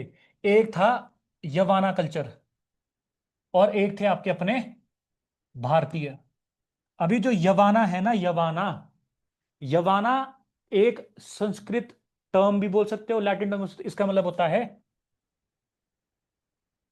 फॉरेनर। यावण, यावण क्या होता है? यावाना, यावण का मतलब होता है फॉरेनर। तो फॉरेन का कल्चर इन्फ्यूज हो रहा है इंडिया के साथ। अब ये जो इन्फ्यूजन हो रहा है, ये हो रहा होगा कहीं, कहां पर? गांधारा में। और इससे निकलेगा क्या? Gandhara school of architecture. पर वो यहां नहीं आएगा, वो आएगा मॉन्यूमेंट्स में।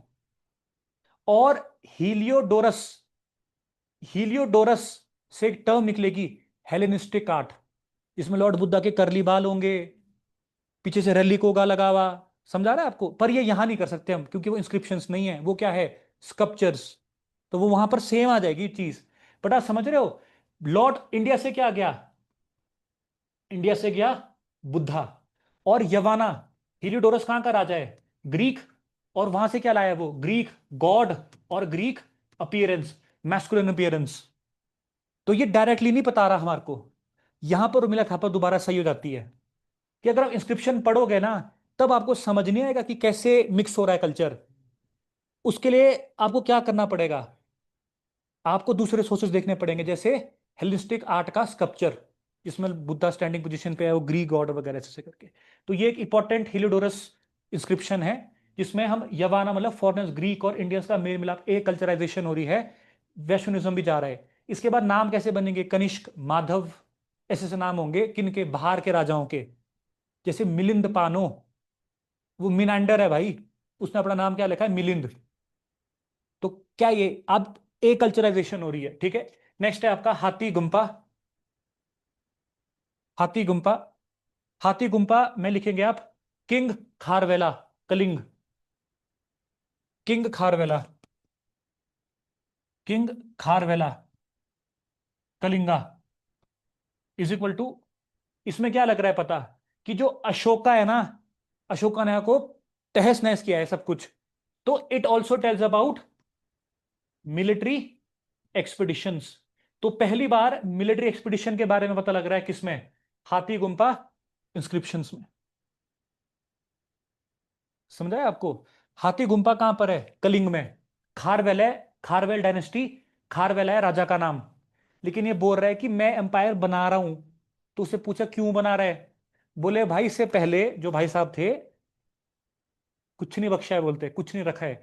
तो रीबिल्डिंग स्टेज बता रहा है, रिकंस्ट्रक्शन बता रहा है। ठीक है ना? तो मिलिट्री एक्सपीडिशंस लग रहे हैं पता, कि लोग यहां पर अटैक्स वगैरह करते थे। नेक्स्ट है आपके नाना घाट, नाना घाट, दो करेंगे बस हम। नाना घाट, और ये इसमें लिखो सतवाहनास,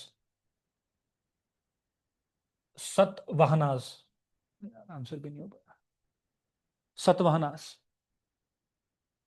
देखो सतवाहनास, और इसमें दो चीजें पता है।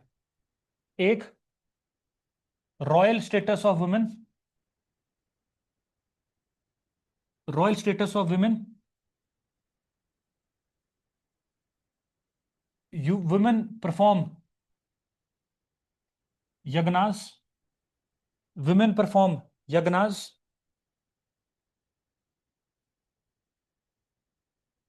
एंड रेवेन्यू थ्रू या by guilds, revenue by guilds, revenue by guilds. अब रेवेन्यू, यहां पे कुछ सिक्के भी मिलेंगे आपको, तो इसको वहां पे पढ़ते हैं हम। सिक्के दो लोग निकालते थे, एक राजा और गिल्ड। गिल्ड क्या होते हैं? Cartel of traders.